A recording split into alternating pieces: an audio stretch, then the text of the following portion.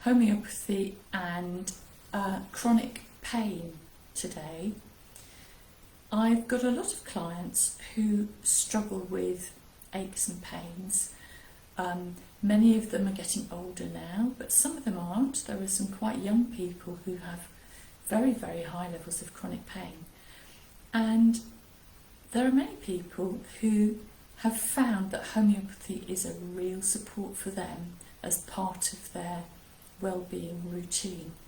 You know, these people who have a lot of ongoing pain have to make real decisions for themselves about how to manage that going forward.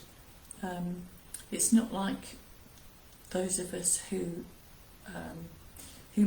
day to day are absolutely fine and aren't dependent on any medication at all. It's so it's a real active decision that they've made and a choice that they've made. I'm going to tell you first about, this isn't exactly a chronic state, it was a very acute state.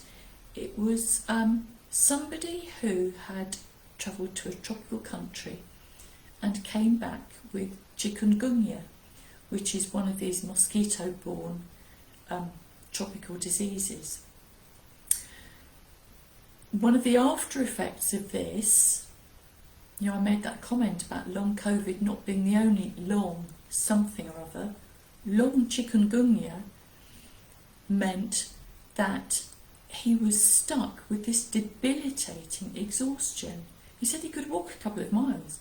He was quite happy walking, quite happy pottering around, but he couldn't get out of bed in the morning. And he was much, much worse when he stayed still. And that was such an interesting and such an unusual pattern that immediately I thought, that's Rus tox. Homeopathic remedy called Rus tox, made from poison ivy as it happens, really good for sprained and strained muscles. And that's the exact pattern that it has. So the pains are worse at night, worse for staying still, much better for actually pottering around. Once you've got going, the first movement is pretty painful, but once you've worked through that, the pottering round's fine. So anyway, this client sat there and told me his story, and the longer he sat there, the more I saw his energy absolutely fade away. By staying still, talking to me, he was demonstrating, or his body was demonstrating, what the problem was. It was quite remarkable. I've never seen anything like it. This man who came in and was able to talk in quite a lively manner was got to the point where he was unable to move. I prescribed him Rus tox and asked him to ring me in a couple of days, because this was such an extreme demonstration of a remedy that I wanted to make sure, and I'd never come across it before, that he was getting the support that he needed from the remedy. So I talked to him a couple of days later, and he absolutely swore by the remedy. He said it made such a difference to him and his energy levels and his ability to move. And he had to keep it right by his bed so that he took it before he got up in the morning. Anyway, I feel I am slightly maybe digressing, but I wanted to tell you about that because it's a really nice example of how a homeopathic remedy can make a difference to somebody who's struggling with a condition that conventional medicine had told him that he was just going to have to put up with until it started to get better of its own accord. So the people I see more frequently are people who have arthritis, arthritic pain, and sort of rheumatic aches. And they again find it much worse to start moving. So you get up from a chair, that's painful. The start of movement, bit tricky. Once you get to pottering around, it's fine. You might notice that, any of you that have got elderly relatives, you might notice that they do spend quite a lot of time pottering around.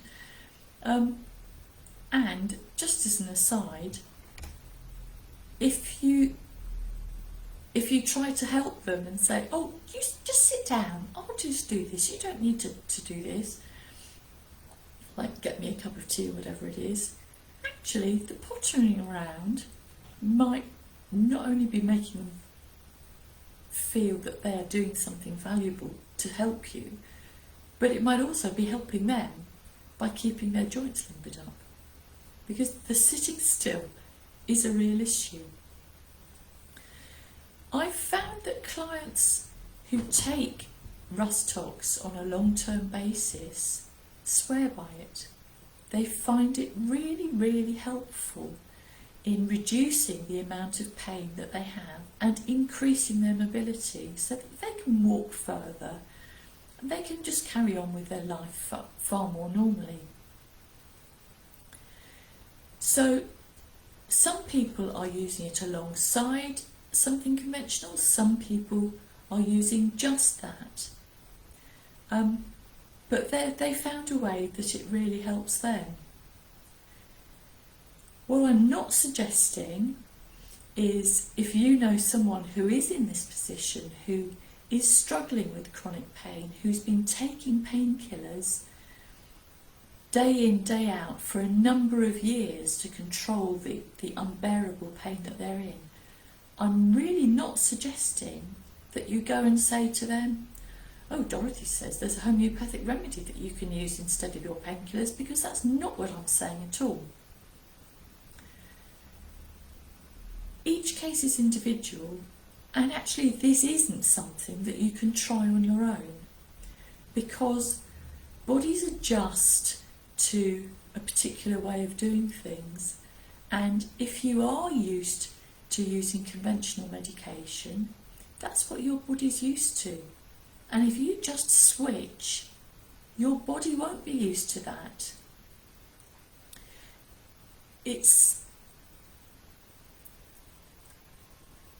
You know that I do like to try to give you things that you can do yourself with remedies. Rustox, sprained ankle like I had recently, sprained wrists, cricking your back. You can take Rustox for any of those acute conditions, but when it comes to a chronic condition, I'm not suggesting that you try this remedy for yourself. What I am categorically saying is, I would very strongly advise anybody who is putting up with pain, would rather not be taking the painkillers that they're on, or is resisting taking painkillers and putting up with a lot of pain, I am saying, I suggest that you go and see a professional homeopath and talk through your situation with them, because it is possible that homeopathy might be able to help the chronic aches and the chronic pains that you have. But it does need professional support to make that switch, because bodies aren't, our bodies are really clever. They are really good at telling us when something's wrong, and when they've got used to something, they can be quite good at telling us that they don't like a particular shift, or that the shift hasn't been handled well. So it does need a visit to a professional homeopath and that support. I have got one client who's had blood tests reasonably frequently, who's been taking Rustox in a particular potency that you can't get over the counter. She's been taking that for over a year now, I think. Her last set of blood tests showed that her inflammatory markers had come right down. Now, I'm not saying that her markers have come down because she's using homeopathy. I'm saying she's using homeopathy and her markers have come down. Those things might be related or they might not. They're happening at the same time as each other. So, if you know someone who has chronic aches and pains, I and many other homeopaths work very successfully to support these people and help them live a more enjoyable, more pain-free life. If you know anyone in that situation who you think would like some professional support, that's what I would suggest, that you send them to a professional homeopath, and I would be very happy to have a chat with anybody who is thinking that they might like to consider that route. Okay? Ross talks, chronic aches and pains, don't do it yourself. Bye for now.